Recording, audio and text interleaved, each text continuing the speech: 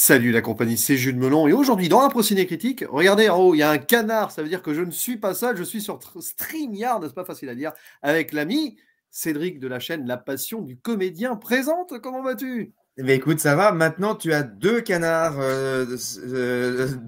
dans la même image, c'est-à-dire le canard StreamYard et le canard boiteux de YouTube Game. Voilà. Oh là là, non là là, tu es trop... non, non, franchement Ouais, je suis trop Cédric, beaucoup de choses, moi. voilà, mais alors, c'est pas la première fois qu'on parle ensemble au cinéma sur ma chaîne. La première fois, c'est en podcast. Là, on se voit, bon, parce que comme ça, c'est un peu ciné-critique, ça change pas grand-chose, pour parler d'un film, d'un de tes réalisateurs préférés, un de tes papas cinéma, le grand Clint Eastwood, avec son troisième long métrage Derrière la caméra, où il n'apparaît pas en tant qu'acteur, si ce n'est un petit caméo à un moment, le Oui. fameux, ou pas fameux justement, on va en revenir là-dessus, Breezy, qui est sorti en 1973, qui fêtera donc ses 50 ans cette année, et qui réunit au casting dans les rôles principaux le grand William Holden, que vous avez pu voir dans La Horde sauvage, dans Boulevard du Crépuscule, Pont de la rivière Kwai, on en passe.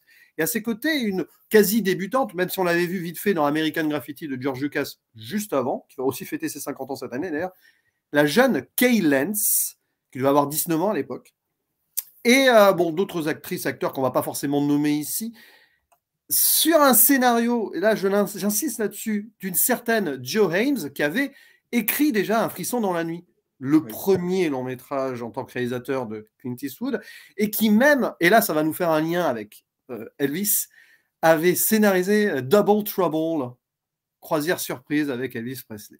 Et oui, et là je vois ta tête, tu ne t'y Oui, attendais pas. et- Extraordinaire. oui, parce Si, que, oui. oui, parce que ton lien en ramène un autre, justement. C'est marrant Ah, ça. c'est Ouais. intéressant, on y Ouais. reviendra peut-être après.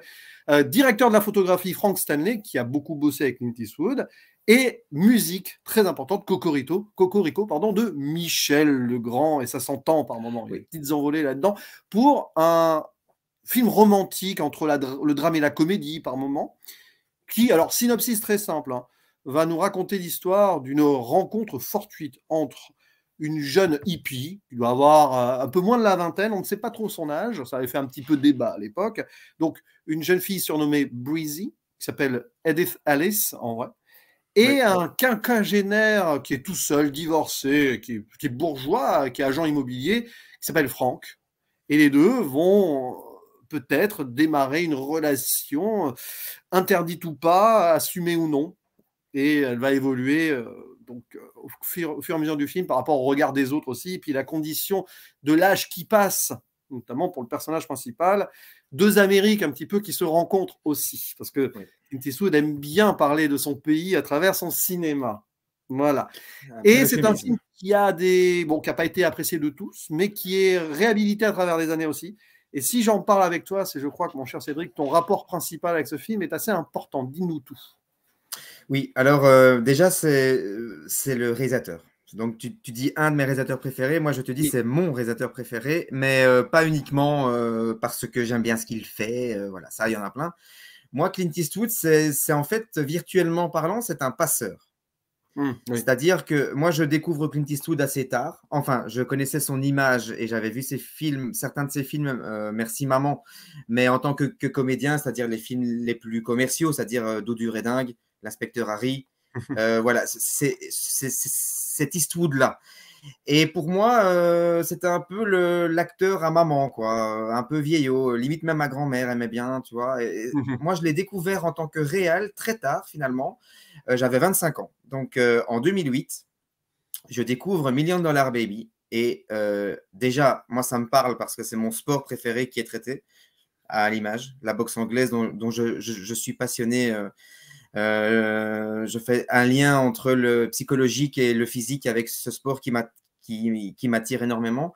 Et donc déjà, déjà, ça me met en condition, mais c'est surtout, j'oublie très vite la boxe pour me focaliser sur l'évolution des personnages et il les fait évoluer et je me permets de prendre 2 minutes pour en parler parce que c'est quelque chose qu'il n'aura de cesse de faire. Enfin, moi, j'ai découvert du coup sa carrière rétrospectivement avec ce qu'il a fait précédemment. Et en fait, Clint Eastwood, il est cohérent dans l'évolution de ses personnages, mais il va toujours là où on ne s'y attend pas. C'est-à-dire qu'il sait ce que le public attend et il va aller tout en essayant de respecter une certaine cohérence, de ne pas faire de l'hollywoodien, mais il va toujours choisir une voie qui va un peu surprendre le spectateur. Bon, la fin de Million Dollar Baby, pour moi, le film aurait pu se terminer au milieu du film. C'est-à-dire qu'il y a un deuxième film qui commence à partir de la deuxième partie. Et ça, moi, j'avais jamais vu cette espèce de paravent comme ça se mettre en place au cinéma auparavant, ou en tout cas, ça m'avait jamais frappé, si je puis me permettre cette expression. Et du coup, je me suis dit, mais ce mec est génial. Et moi, c'est mon cousin qui a toujours été mon passeur au cinéma, et je lui en parle. Et il me dit, écoute, si tu es surpris par Million Dollar Baby, regarde ce qu'il a fait précédemment. Clint Eastwood, c'est un très très grand réal. Il me dit, je t'en ai jamais parlé parce que je me suis pas dit que ça allait t'intéresser vu ton âge. Mais regarde, alors du coup, j'ai été trouver ces DVD à l'époque. Je suis rentré à la maison avec toute une pile comme ça et j'ai regardé ces films. Et effectivement, il y a toujours ça chez Clint Eastwood. Et moi, c'est ce que j'attends d'un film, c'est qu'il me surprenne. Pas qu'il m'en mette plein les yeux à chaque fois, mais au moins qu'il y ait un petit moment où je me dis, ah tiens. Et puis au fil du temps, tu sais, Clint Eastwood, je m'intéresse à sa vie, à sa carrière, je lis des bouquins, j'écoute tous ses interviews, je chope tout ce qu'il y a moyen de choper sur Clint, et je réalise qu'en lisant, en fait, je retiens tout. Je n'ai pas besoin d'étudier Clint, je retiens. Et il y a une certaine connexion avec moi-même qui se met en place, c'est-à-dire que j'ai des points communs avec Clint Eastwood. Et moi aussi, j'ai réalisé mon premier chef-d'œuvre très tard, mais moi, c'est mon fils. C'est beau. Et du coup, je tombe sur un film qui appartient à une. Je reçois un petit livret avec, et on me prévient gentiment dans ce livret que le film que je m'apprête à regarder n'est pas du tout un chef-d'œuvre, n'est même pas ce qu'on peut appeler un superbe bon film, mais qui vaut la peine de regarder si on aime Clint Eastwood. Ok. Et je regarde Breezy. Alors, je comprends ce qui peut déplaire, mais c'est même pas dans l'histoire, c'est plutôt dans sa réalisation très simple. Hein. C'est principalement du chant contre chant, c'est beaucoup de discussions, ça parle beaucoup. Mike Nichols fait ça très bien aussi, avec des films comme Closer, avec des films comme Carnal Knowledge, ce plaisir qu'on dit charnel. Voilà, ça rejoint un peu ce genre de film. C'est-à-dire que tout passe par ce qui est dit, et évidemment ce qui est dit derrière le texte aussi, dans les non-dits. Mais c'est un film qui n'est pas facilement abordable, donc je peux comprendre que les gens n'aiment pas ce film. Je peux aussi comprendre que c'est un film qui peut intéresser les amoureux de cinéma. Parce qu'on retrouve quand même pas mal de références dans la façon de placer sa caméra. Clint Eastwood, il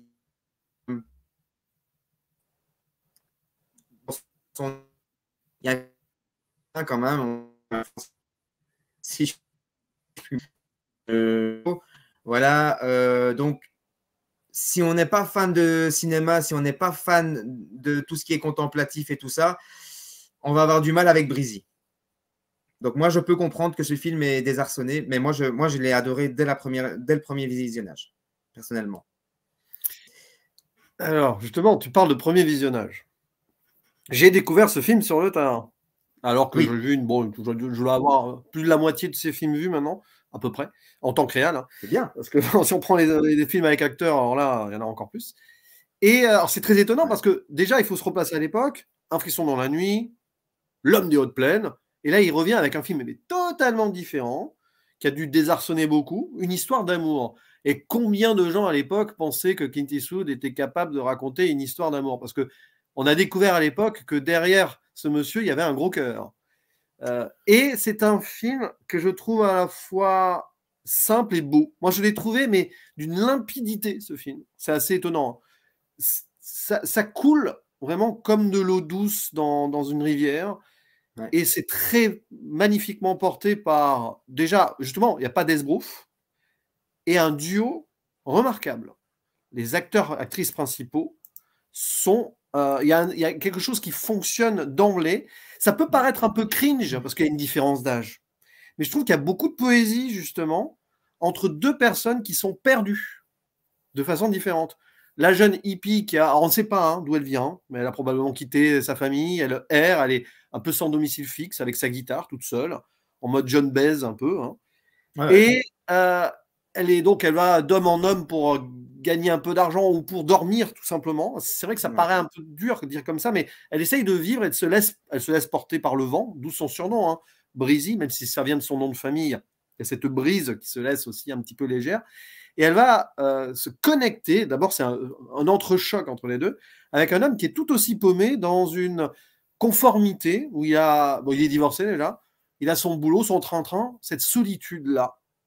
Et en fait, c'est l'histoire d'un homme qui va reprendre goût à la vie en rencontrant cette personne qui va le désarçonner, comme le film nous désarçonne d'ailleurs, c'est ça qui est intéressant. William Holden, c'est un peu Franck, du coup, le spectateur face à Eastwood, face au cinéma d'Eastwood.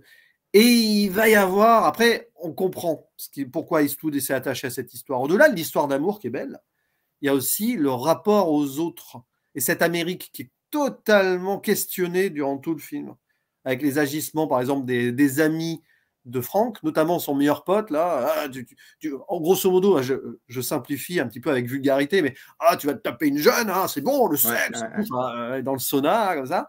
Et tu as aussi l'évolution de l'Amérique, cette nouvelle Amérique qui est née donc par le mouvement hippie, pleine d'espoir, mais aussi un peu, c'est pas évident, quoi. On sent que ça va, ces jeunes-là galèrent.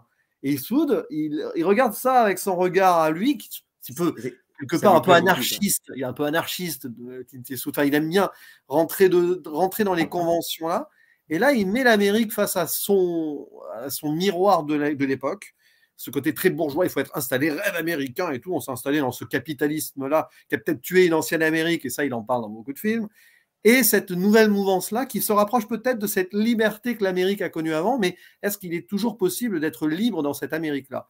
Et c'est là-dessus que l'histoire va se connecter ou pas entre les deux, avec des hauts et des bas, et tout ceci porté par, finalement, la musique qui va avec, c'est un peu Love Story, quoi. C'est Michel Legrand, c'est Jacques Demy. Il n'a pas choisi Michel Legrand par hasard, je pense. Moi, ça m'avait plus ramené vers Thomas Crown. Ouais. Et puis, tu as un moment extraordinaire dans le film, c'est qu'il n'y a pas d'esbrouf sur la mise en scène, mais il y a un moment où quand même une poésie s'installe ultimement quand ils vont vers l'océan.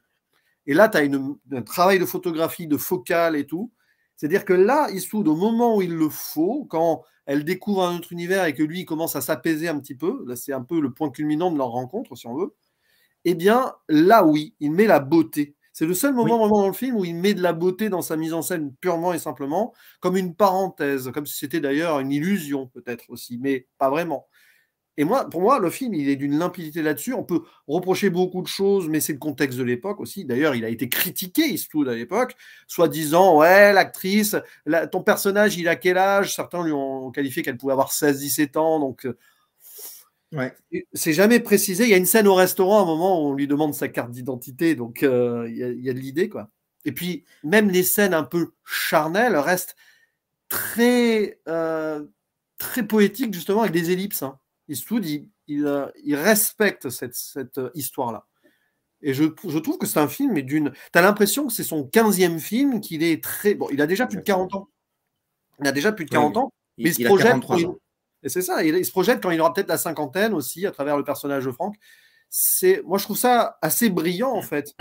Tu vois déjà que Eastwood, mais tu le voyais déjà dans un frisson dans la nuit, il y avait des défauts et tout, mais tu voyais qu'il comprenait le cinéma directement. Ça fait des années qu'il voulait là, passer derrière la caméra. Oui. Et il a le regard, et il a l'amour du cinéma, et il a aussi cette envie de critiquer les choses, parce que l'Amérique et Eastwood, ça a toujours été un peu compliqué, on le sait. En fait, c'est un film quasi somme d'avance d'un Eastwood qui aurait pu réaliser ça dans les années 80-90. Sur la route de Madison, par exemple. Et qu'il l'a fait, oui, voilà, j'allais le dire. C'est ça qui est assez fort. Il y a une maturité là déjà. Et ça a peut-être surpris et choqué les gens, peut-être justement pour ça aussi. On ne s'attendait pas à ce que Eastwood fasse un film comme ça. Non, c'est un parcours exceptionnel. Vraiment, là, je t'écoute parler et je suis en train de me dire, mais c'est vrai, c'est vrai. En fait, j'ai ma propre ligne eastwoodienne, mais j'aime toujours écouter mes amis en parler et donner leur propre vision du mythe, j'allais dire, non, du bonhomme, quoi. C'est exactement, en fait, j'ai eu envie de rebondir. J'ai mordu sur ma chic, mais j'avais envie de te couper plein de fois pour rebondir. Mais oui, effectivement, chez Eastwood, ça lui vient de son père, ça. C'est-à-dire que cette idée de s'épargner aujourd'hui pour bien faire les choses dans 10 ans. Par exemple, il sent quand c'est pas l'instant, il l'a fait avec Impitoyable aussi. Hein. Donc, il a acheté les droits 15 ans avant de réaliser Unforgiven. Coppola était sur le coup et il a dit non, ça ne sera pas Coppola qui va le réaliser. Il ne s'est pas réalisé de western en référence à Apocalypse Now parce que Clint Eastwood a refusé de jouer dans Apocalypse Now. C'est pour ça, parce qu'il ne voulait pas partir 9 mois dans la jungle. Alors que, ça, encore une fois, c'est l'esprit eastwoodien de calcul. Le temps de partir faire ce film-là, moi, j'ai le temps de faire 3 films. En plus, vu comment t'as vu comment la production d'Apocalypse Now a traîné, ça aurait été 18 mois plutôt que 9. Hein. Exactement. Et en plus, on a critiqué Eastwood pour ça, mais Al Pacino a refusé aussi, hein, pour les mêmes raisons. Et donc, ça lui vient de son paternel. Donc, c'est-à-dire, moi, je ne serais même pas surpris, on n'en parle pas dans aucun bouquin, mais je ne serais pas surpris que déjà à ce moment-là, il pensait sur la route de Madison plus tard. Et qu'il a fait Breezy en termes de, ce n'est pas péjoratif, en termes de brouillon, c'est-à-dire de jeter déjà les premières esquisses, de les mettre dans Breezy, parce qu'il y a énormément de parallèles entre ces deux films, notamment sur un sujet qui taraude Clint Eastwood, c'est-à-dire le temps qui passe. Et donc, ça peut être un lien aussi. Voilà. Ça ne m'étonnerait pas, en tout cas. C'est très eastwoodien de faire ça. Il l'a fait avec Impitoyable, $1 million Baby, même si ce n'est pas sur 15 ans, mais c'était pareil. Il a attendu de vieillir un peu pour faire $1 million Baby. Et surtout, il voulait une comédienne aussi qui soit dans la trentaine à l'époque pour pouvoir faire $1 million Baby aussi. Donc voilà, c'est tout à fait son style. Alors, c'est marrant parce que quand je dis Breezy, je pense exactement à ce passage-là sur la plage et tout ça qui peut faire un peu kitsch aujourd'hui. C'est du beau kitsch. Enfin, mais c'est du magnifique kitsch. Mais Michel Legrand est kitsch et je l'aime. Hein. Puis tu as le build-up avant d'arriver là. Ouais. Mais ça aussi, exactement. En fait, cette scène, il l'a tournée. Il ne l'aurait pas tournée s'il n'avait pas fait l'erreur sur Un frisson dans la nuit. Ce qui s'est passé avec Un frisson dans la nuit, c'est qu'on reproche, les critiques reprochent à Clint Eastwood, et lui-même se le reproche, hein, d'avoir installé cette scène du festival de jazz de Monterey en plein milieu du film, alors qu'il n'a rien à voir. Il n'a rien à voir avec le récit. Les scènes ne collent même pas avec le récit. En fait, ce qui s'est passé, c'est qu'il a voulu se faire un immense plaisir en tant que fan de jazz, et jazzman d'ailleurs, toute proportion gardée, bien sûr. Et donc, en fait, il a voulu venir avec sa caméra, et donc, en fait, il a participé au festival. Il a eu les accords pour le faire, il a placé sa caméra, et il s'est filmé. C'est du n'importe quoi, mais eastwoodien. Dans American Sniper, il y a une scène aussi qui est du grand n'importe quoi comme ça, et ça passe, quoi, tu vois. Mais le truc, c'est qu'en fait, il s'est dit, je ne ferai plus jamais cette erreur-là de faire passer mes goûts personnels devant l'histoire. Et donc, en fait, il avait envie de filmer à Carmel. Hein, donc, il a réalisé ce film en partie chez lui à Carmel, donc il connaît bien le coin. Et donc, il s'est dit, j'ai envie de mettre en avant un petit peu cette ville. Et donc, qu'est-ce que je peux faire pour que ça colle à l'intrigue? Et donc, il s'est fait plaisir tout en restant crédible par rapport à l'histoire. Et en fait, comme tu dis, il y a un build-up et c'est hyper crédible. Donc, en fait, il continue à se faire plaisir, mais il a compris les erreurs qu'il a faites sur Un frisson dans la nuit.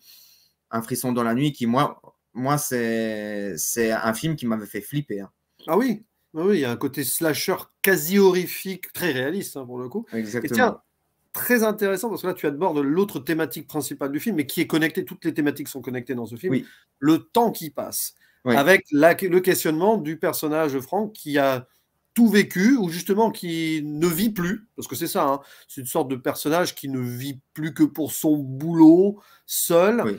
Et en plus, il a les fantômes du passé qui reviennent avec son ex-épouse qu'on voit le temps d'une scène au restaurant.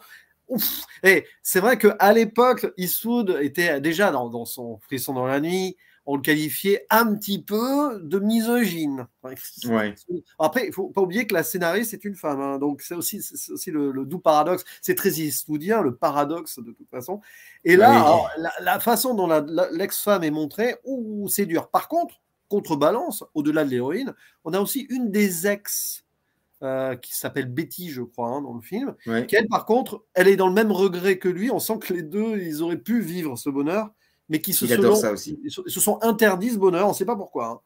Parce qu'on le Non. voit qu'il est un peu coureur de jupons. Hein, dès le début du film, on voit qu'il voit une autre femme. Enfin, d'ailleurs, c'est intéressant de voir l'ouverture entre Breezy qui est avec un homme, qu'on verra plus qu'une fois vite fait à travers dans une rue après, et Franck qui est avec une femme. Les deux vivent leur vie un peu comme ça, sans Ouais. attache.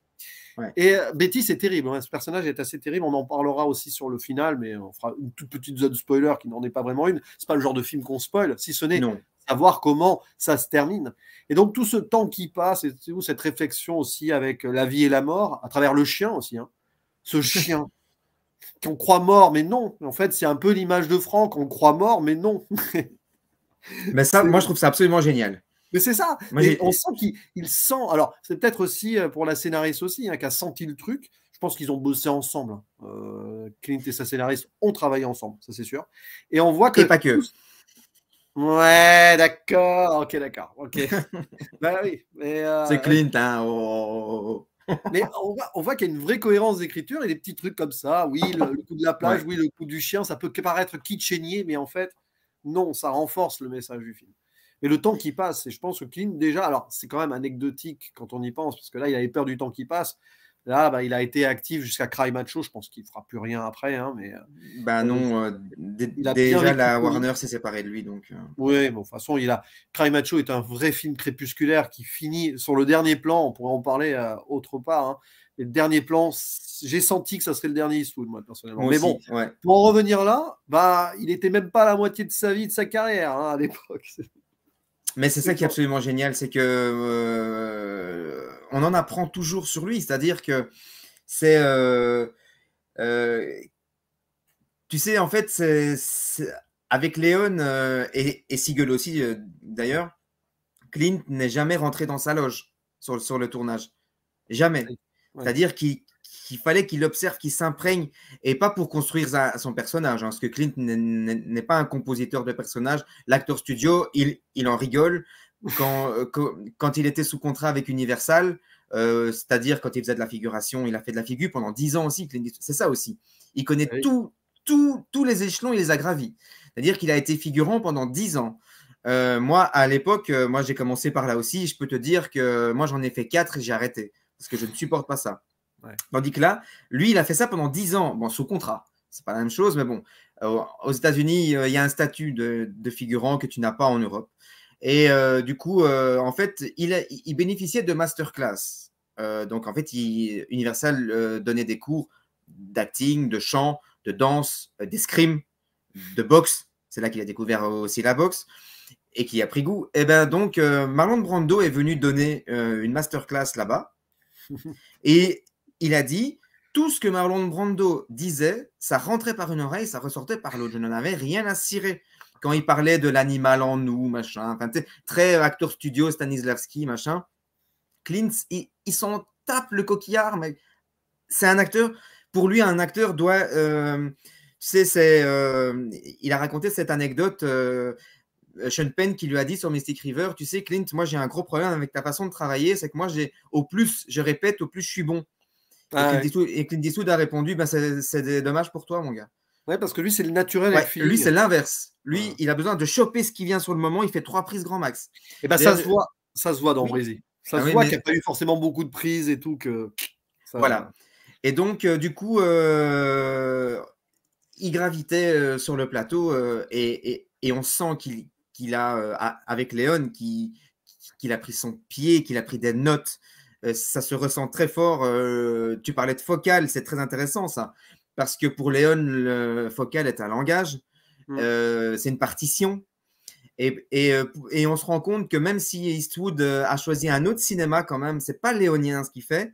On sent quand même qu'il y a le respect du maître derrière. Tu l'avais dans L'homme des hautes plaines, tu avais une vague influence léonienne quand même, tu le sentais encore. Oui, parce que c'était encore frais à ce moment-là. Mais il y a énormément de références, notamment dans les films qui sont joués par Eastwood, mais qu'en fait il a réalisé. En fait, Eastwood, quand il sentait qu'un film n'allait pas lui rapporter énormément d'argent, qu'est-ce qu'il faisait? Il prenait un film, il bombardait un réal, qui était en général un yes man, mais c'était Clint qui dirigeait. D'où du redingue James Fargo, c'est ça. La suite, ça va cogner Buddy Van Horn, c'est clairement c'est le cosmatos de Eastwood, quoi, c'est son bras droit. Et tu regardes Ça va cogner, même si c'est pas le même genre du tout, les cheveux vont se hérisser chez les puristes qui vont écouter ta vidéo, mais il y a énormément de références à L'homme tranquille de John Ford. Énormément. Et des points comme ça, l'homme qui revient sur ses terres, qui vient récupérer son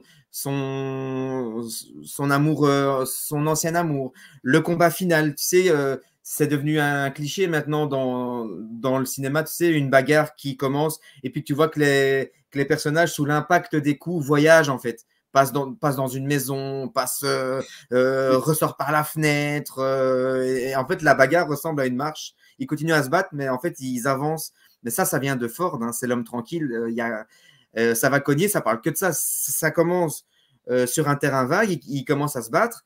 Et puis, Eastwood donne un coup un peu trop fort qui propulse son adversaire loin, loin, loin. Ils arrivent dans une espèce d'auberge, si ma mémoire est bonne. Ils finissent dans les cuisines de l'auberge. Enfin voilà, ça c'est une référence à Ford, c'est L'homme tranquille. La fameuse auberge, une bonne auberge, comme dans La classe américaine de Hazanavist. Là, on parle dans tous les sens. Mais non, mais c'est ça. C'est autant. Mais Eastwood, c'est autant Ford que Léon. Hein, c'est assez rare parce que Ford et Léon, c'est pas pareil, hein, justement. Mais c'est pas du tout Eastwood, les mêmes valeurs. C'est l'histoire du cinéma, j'ai dit l'histoire du cinéma américain. Léon, en tant que cinéaste italien qui s'est exporté aux États-Unis, évidemment. Et il y a tellement de choses là-dedans.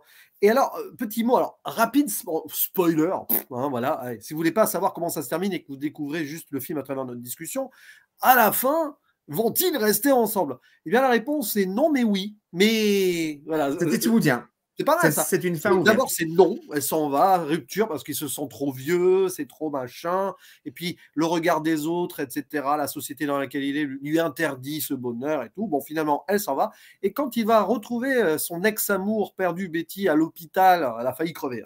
Son nouveau mari est mort. Et là, il se dit, bon, carpe diem, quoi, merde. Il faut que je vive mes choses parce que la mort, elle peut intervenir demain. Et donc, il va rechercher Breezy. Il a de la chance de la retrouver parmi ses amis. Et là, hello my love, hello my life, etc. Et ils vont être ensemble. Et j'adore la fin. Alors, il y a un truc qui est énorme. Il y a un dialogue à la fin. Puis il dit, bon, et puis si ça dure au moins 1 an, ça sera déjà bien. Ah bah écoute, ouais, écoute, 1 an, c'est pas mal déjà. Voilà. C'est-à-dire qu'on va pas se prendre la tête. Ils le savent au fond d'eux qu'à un moment, bah, ils vont se lasser ou que lui va vieillir, elle va aller voir ailleurs. Mais oui. Mais c'est pas grave. Il faut vivre l'instant présent. C'est un beau message de carpe diem à la fin. Alors, évidemment, contre les conventions de l'époque. Attention, un homme plus âgé et une femme plus jeune. Mais là, il y a un double consentement, de toute façon. Hein. Oui. Donc, voilà. Et allez, hop, on s'en fout du reste. On va vivre notre vie.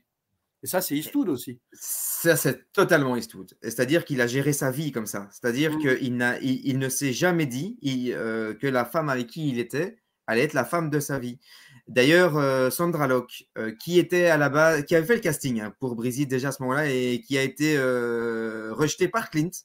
Et qu'on a vu dans Bronco Billy, il me semble. Bronco Billy. On avait parlé avec l'ami Cuisto qu'on salue s'il passe par là. Oui, et puis Sandra Locke qui a aussi pour moi eu un rôle génial dans le 4e Inspecteur Harry. Le retour de l'inspecteur Harry.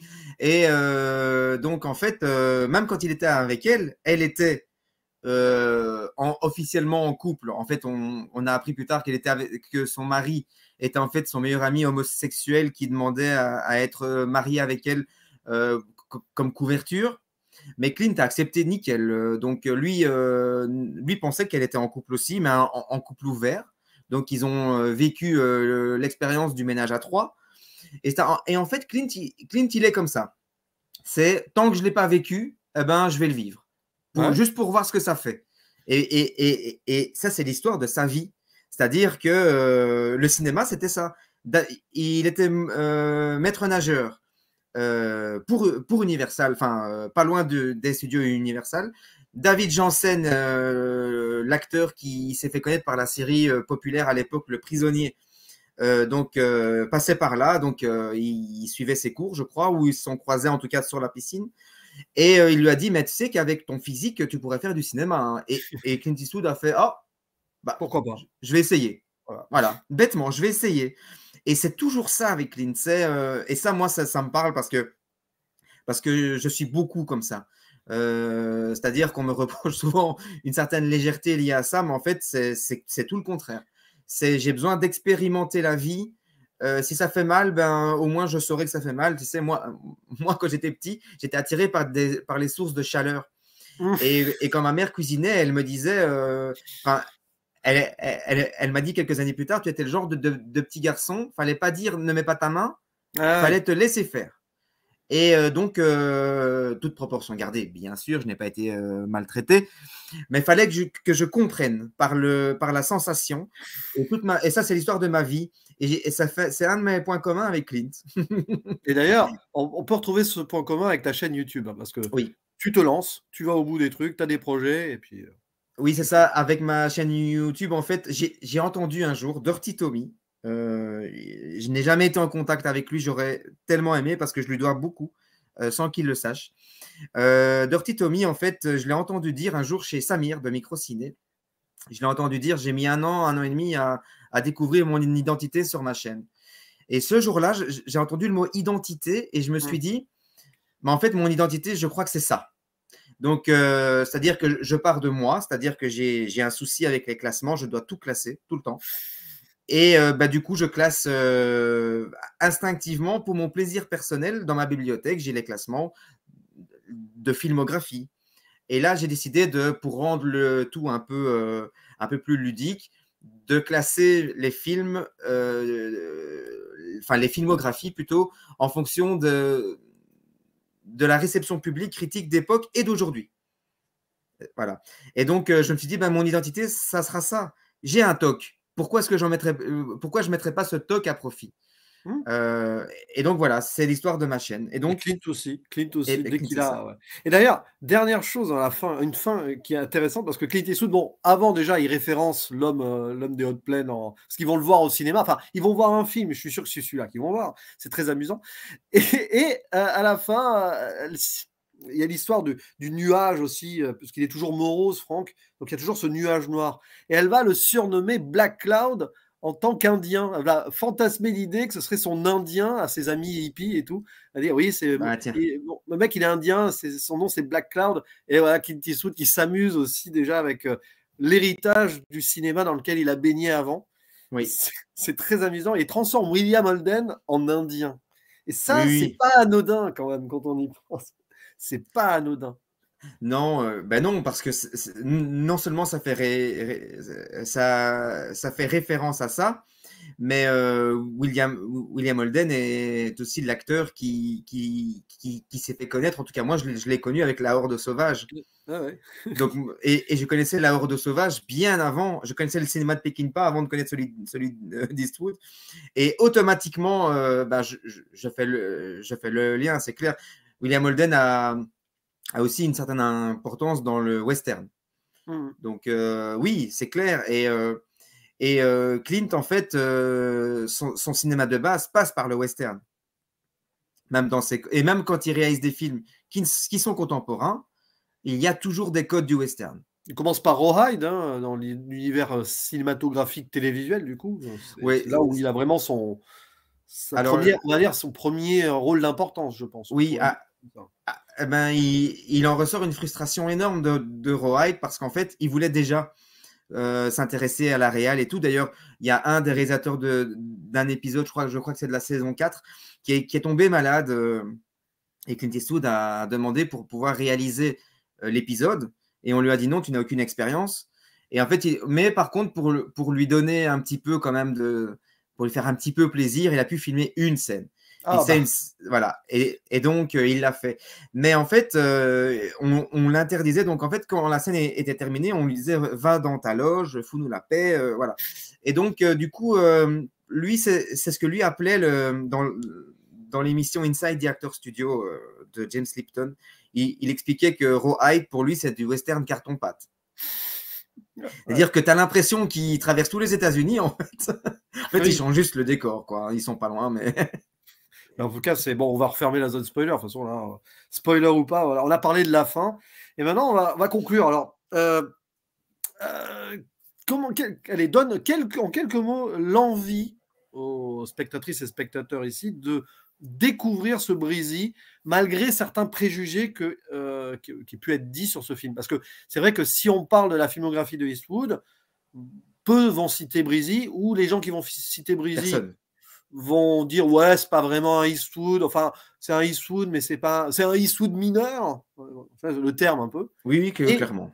comment donnerais-tu l'envie finale là sur cette conclusion, à part foncer, allez-y, essayez comme Eastwood l'a fait toute sa carrière. Oui, bien sûr. Ben, ça, c'est déjà un bel argument. Mais en fait, c'est simple. C'est une histoire d'amour comme vous ne l'avez jamais vu avant. Mais c'est pas vendeur. C'est vraiment c'est ça. Dans le scénario, le scénario est hyper original.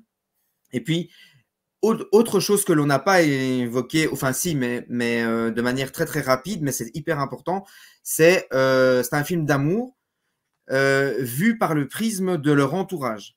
C'est-à-dire Aussi. que on peut aussi dire, enfin ça c'est mon point de vue personnel, mais on peut dire aussi que c'est le républicain qui se met en couple avec une démocrate. Et voilà, et on sait que Clint Eastwood est libertarien, hein, il n'est pas républicain pur jus, contrairement à ce que tout le monde dit. Il soutient des personnes et pas des partis, exactement comme Alain Delon, enfin soit. Et donc, du coup, bah oui, il a soutenu Donald Trump, mais ça n'en fait pas un républicain pour autant. C'est-à-dire qu'il est libertarien. C'est-à-dire que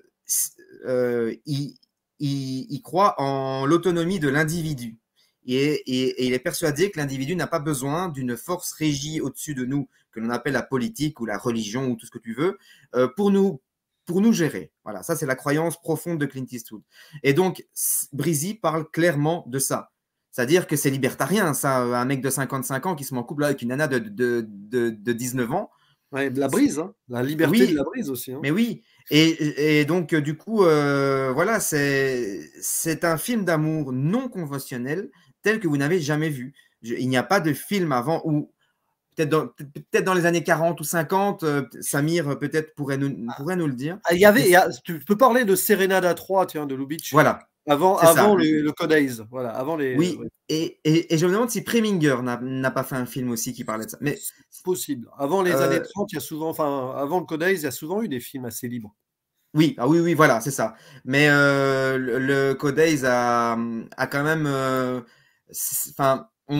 Quand on pense au cinéma, on pense au cinéma bien avant le Code Haze, bizarrement. Et d'ailleurs, j'ai envie de dire que c'est intéressant parce que ici, Eastwood, il nous fait un film Nouvelle Hollywood à sa façon. C'est pas dans le Nouvel Hollywood qu'on connaît. Merci de le dire. Mais on est dans son Nouvel Hollywood à lui.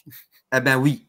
Pourquoi? Parce que je voulais le dire quand je parlais de Marlon Brando là.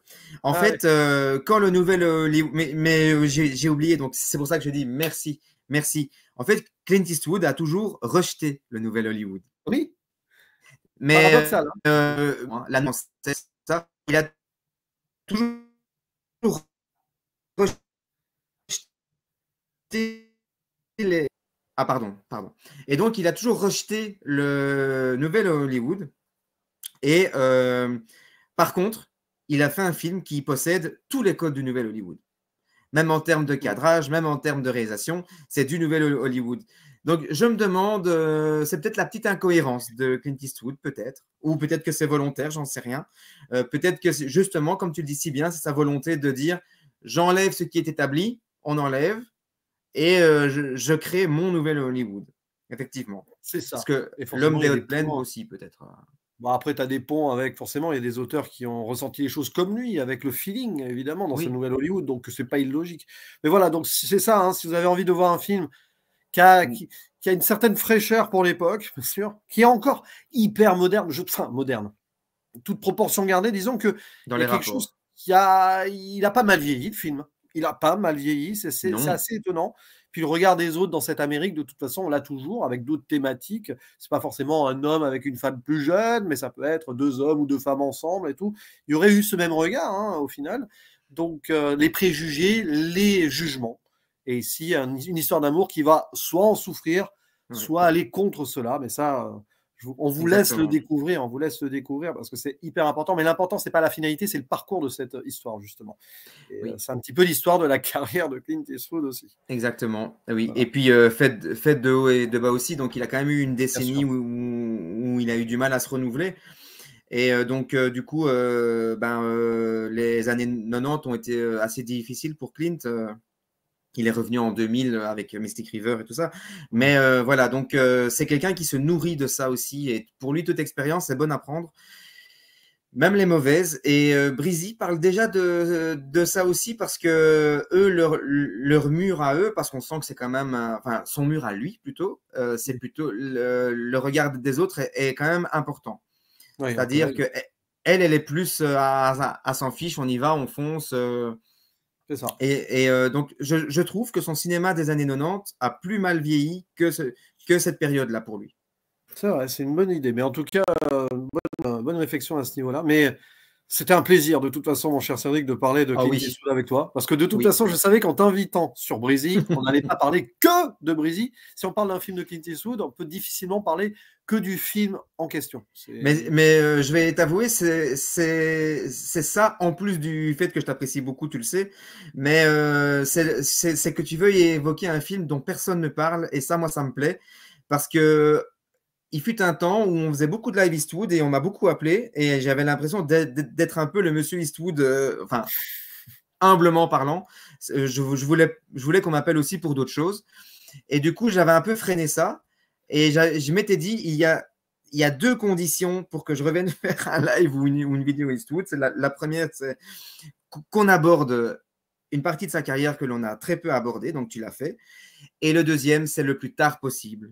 Là, je ferai un live évidemment exceptionnel sur Eastwood, mais le plus tard Oui, possible. voilà, Le plus tard, le plus tard, le plus tard. Voilà. c'est ça. C'est ce jour-là où je serai orphelin. Et tu sais qu'on en a beaucoup parlé ces derniers mois, qu'on a eu peur. Mais récemment, on a vu des photos sur Twitter comme quoi il faisait du golf. Donc, oui, en plus maintenant, il a son propre compte, donc le mec, il vieillit pas comme un vieux con, quoi. Le mec, ce qu'il poste, c'est un petit peu relou, un petit peu has-been, hein, c'est clair. Mais en tout cas, il est sur les réseaux sociaux. Et là, hier ou avant-hier, il a posté un screenshot qu'une fan avait fait de lui. ah Donc, ben voilà. donc voilà. Et avec une citation, il avait, il avait dit, enfin, ouais, je vais pas perdre mon temps à. Je le posterai sur mon Twitter. Une citation de, je crois que c'est de John Ford, justement, sur le fait qu'il vaut mieux être seul que mal accompagné, on va dire, voilà, à sa façon. Ça renvoie au personnage de Franck, tiens, c'est marrant. Euh, Exactement, mais c'est en tout vrai. cas, merci beaucoup Cédric. Et allez voir, Merci à alors, toi. la chaîne, c'est écrit La Passion du comédien présent. Tac, tac, tac, vous tapez là-dessus. Et vous allez voir beaucoup de live ou discussions enregistrées sur plein de sujets différents, que ce On soit sur essaye. tiens, récemment, le cinéma d'amour, par exemple. Voilà. Ça tombe bien. Oui. Ça tombe bien, mais pas que. Les thèmes sont infinis. Donc, c'est Et ça. je m'étonne que mon ami cinéphage n'ait pas plus cité que ça Breezy, parce qu'il adore ce film. Bah écoute, l'ami cinéphage, on l'invite à donner son avis sur Breezy en commentaire, tiens. Voilà. Viens, mon ami, viens. Ah Et oui, puis, oui, oui, oui.